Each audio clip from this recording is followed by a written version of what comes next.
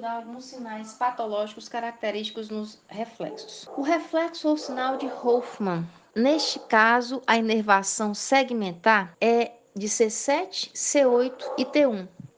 O nervo periférico aqui correspondido são os nervos mediano e ulnar.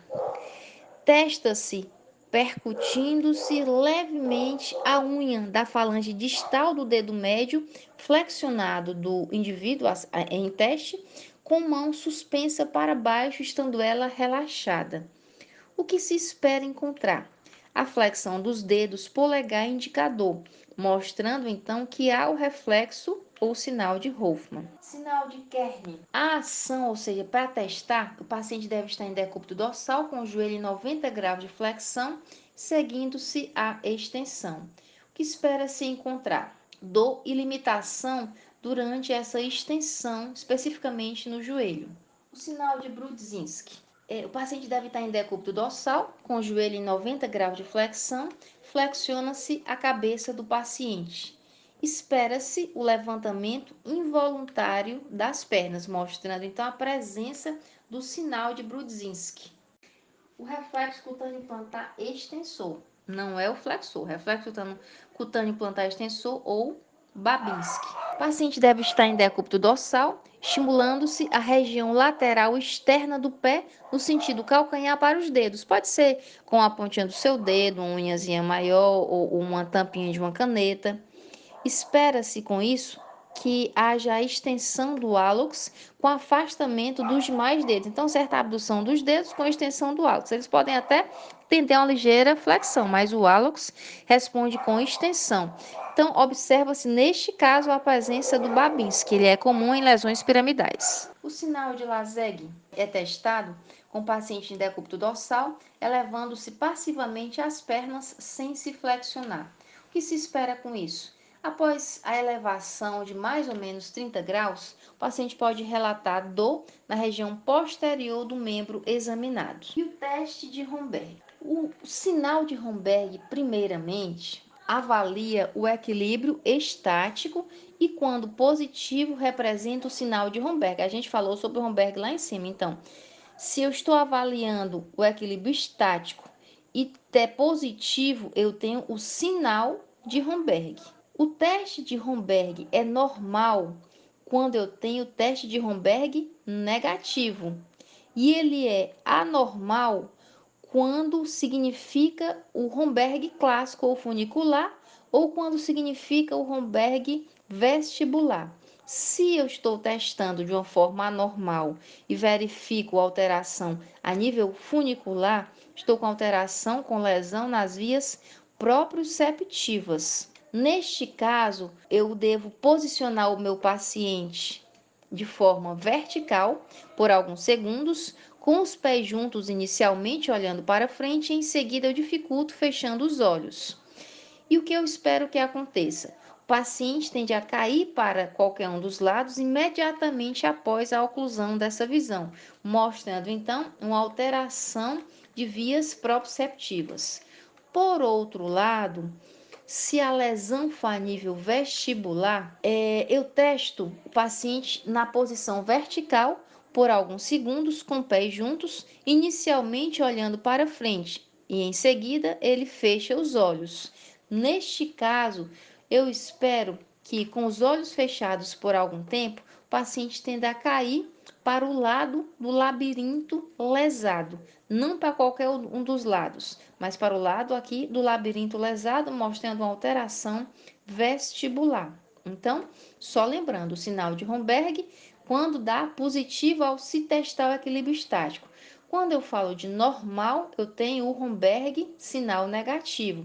Quando ele é anormal, pode ser classificado como alteração das vias proprioceptivas ou das vias vestibulares. Vamos conversar sobre algumas posturas patológicas oriundas de alterações de reflexo. A postura de Opstótomo representa uma posição de extrema hiperextensão da coluna vertebral causada por um espasmo tetânico da musculatura extensora e ela é comum em irritação meníngea. Se for uma postura de descerebração, O paciente está imóvel, com a postura rígida, em extensão patológica de membros superiores e inferiores, e ela decorre da destruição de áreas encefálicas responsável pelo controle extrapiramidal superior. A decorticação, por sua vez, decorre de uma postura imóvel e rígida, não mais de extensão, e sim de flexão patológica em membros superiores, parecendo com aquela postura do bebê, do feto do bebê. Só que aqui a alteração é a nível ou acima do pedúnculo cerebral superior. Agora vamos para umas questõezinhas aqui para ver se a gente continua afiado. Questão 6.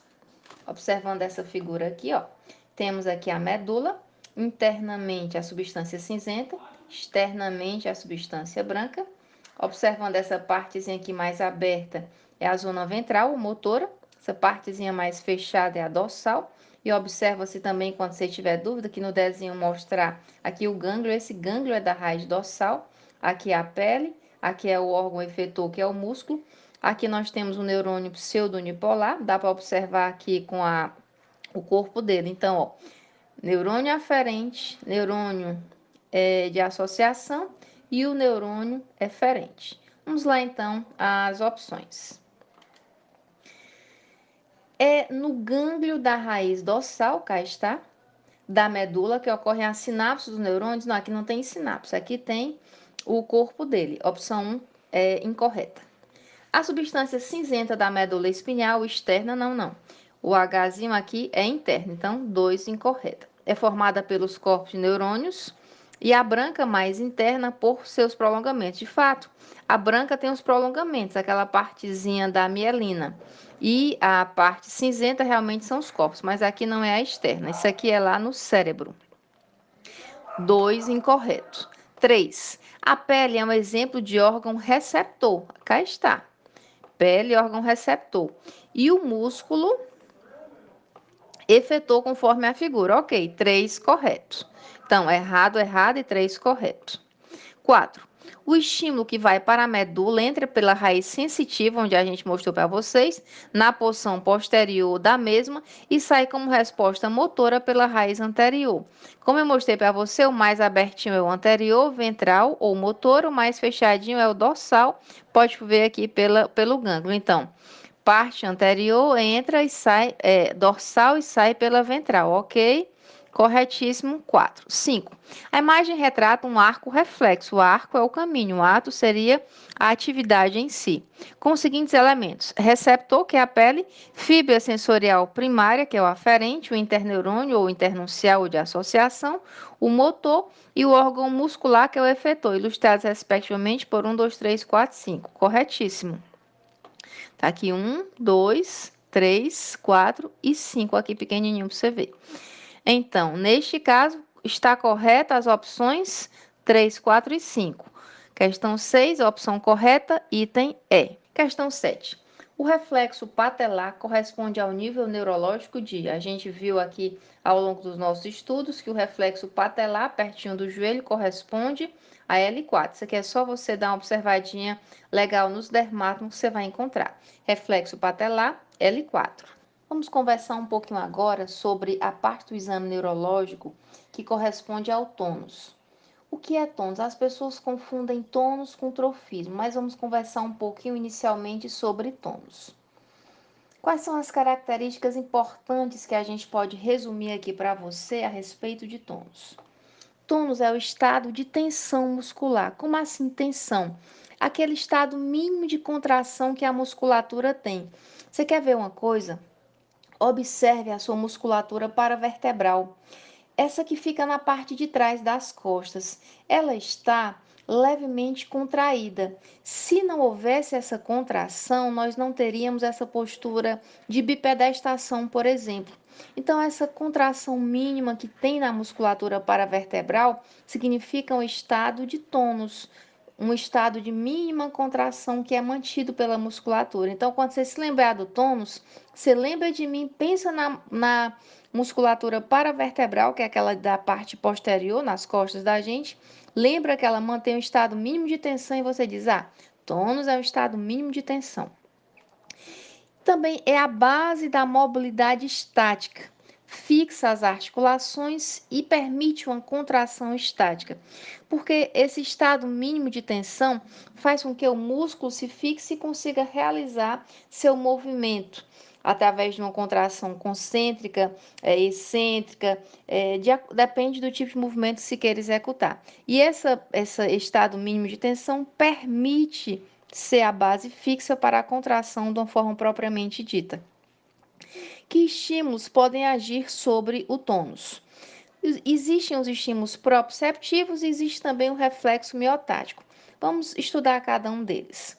Os estímulos proprioceptivos que estimulam o tônus podemos chamar basicamente da gravidade. É o que eu estava falando sobre a questão da musculatura paravertebral. Esse estado mínimo de tensão que ela mantém é justamente para se contrapor à gravidade. Nesse caso, então, a gravidade funciona como estímulo para que essa contração permaneça em estado de tensão, essa musculatura permaneça em estado mínimo de tensão para se contrapor à força contrária, que é a gravidade, e assim nós permanecermos na nossa postura de bipedestação. E sobre o reflexo miotático. O reflexo miotático corresponde ao estiramento de determinada musculatura. O fuso muscular, neste caso, envia estímulo à medula pelas fibras nervosas do tipo 1A, excitando as fibras alfa e provocando a contração da musculatura agonista e o relaxamento da antagonista. Então, esse reflexo permite também um estímulo sobre o tônus. E que ações o tônus tem mediante o sistema nervoso central? O que o sistema nervoso central, de que forma o sistema nervoso central age sobre o tônus? Ele age de forma excitatória ou dinâmica e age de forma inibitória. Se for de forma excitatória, quem vai ser responsável é o sistema extrapiramidal. E se for de forma inibitória, é o sistema piramidal. E vamos analisar o tônus de uma forma mais geral. Como é que eu avalio, como é que eu vejo o tônus do meu paciente? Eu posso simplesmente olhar pela inspeção, eu posso palpar o músculo e observar o tônus, se tem um tônus aumentado, se tem um tônus diminuído, se está normal, e posso realizar também uma avaliação do tônus pela movimentação passiva. Por exemplo, faço uma flexão de braço sobre antebraço e observo se existe alguma intercorrência na angulação de todo esse movimento. E a partir dessa avaliação, eu encontro resultados. Se não forem normais, o tônus estará alterado. Por exemplo, uma atonia. A atonia é a ausência de tônus. O mais comum não é a atonia, a ausência total, é pelo menos a hipotonia. O que é a hipotonia? A hipotonia é diminuição do tônus. E a hipotonia pode ser encontrada, por exemplo, nas miopatias, nas doenças musculares, em lesões do sistema nervoso central ou em lesões do sistema nervoso periférico, desde que o atingimento seja do segundo neurônio motor. E se a alteração for para mais, se houver um aumento do tônus? Neste caso, a lesão pode ser piramidal e aí a característica será espasticidade ou elasticidade da hipertonia. Uma hipertonia espástica ou elástica pode se desenvolver, por exemplo, no caso da espástica ou elástica ou piramidal, que tem o mesmo nome, por lesão do primeiro neurônio motor, por desequilíbrio entre os sistemas facilitador e inibidor. O que é esse sistema facilitador e inibidor? Esse sistema facilitador fica emitindo informações e o inibidor vai contrabalançando de forma que o músculo não se contrai demais. Então, teoricamente, quando o primeiro neurônio motor está funcionando de uma forma correta, há um equilíbrio entre facilitador e inibidor. Quando há uma esparsidade, existe um desequilíbrio entre esses sistemas. E aí acontece na fase inicial, o cérebro entende assim, puxa vida, está tendo uma inibição. E aí entra em hipotonia. Essa hipotonia leva a uma liberação do sistema facilitador, que por sua vez vai permitir uma potencialização do sistema facilitador. Então, só relembrando, houve lesão do primeiro neurônio motor. Então, um desequilíbrio entre sistema facilitador e inibidor. Num primeiro instante, o cérebro entende como uma inibição e leva a uma hipotonia na fase aguda. É por isso que nós vamos ver lá no AVC uma hipotonia de fase aguda. Mas a médio prazo o cérebro vai entendendo que foi na verdade uma liberação do facilitador, ou seja, vai continuar emitindo impulsos. Essa potencialização do facilitador vai prejudicar principalmente flexores e pronadores em membros superiores, extensores e flexores plantares de membros inferiores, ou seja, vai haver uma espasticidade, especialmente nessa musculatura, porque houve uma potencialização do facilitador dado uma lesão de primeiro neurônio motor, que corresponde ao sinal de navalha ou canivete. Mais especificamente, uma resistência inicial do movimento ao se estender o braço sobre o antebraço, seguida por uma diminuição dessa resistência à medida que o arco de movimento aumenta, tal qual um canivete se abrindo. Explicando melhor para você, quando você faz, por exemplo, uma flexão do braço, você vai fazer uma extensão, o início do movimento é dificultado, mas aí depois você realiza um movimento normal. Se já tiver numa fase mais crônica, quando você soltar o braço, volta inicialmente à posição normal. E isso assemelha-se ao canivete, daí o nome ser chamado de sinal de canivete. Isso tudo acontece especialmente quando se tem uma lesão de primeiro neurônio motor, quando se está avaliando o tônus, que se tem uma hipertonia do tipo piramidal. Pois bem, se estamos falando do tipo piramidal, temos alguns sinais de piramidalismo por lesão de primeiro neurônio motor. É isso aí, pessoal. Obrigada por assistirem a mais um vídeo e não se esqueçam de curtir as aulas, se inscrever no canal e indicar aos amigos.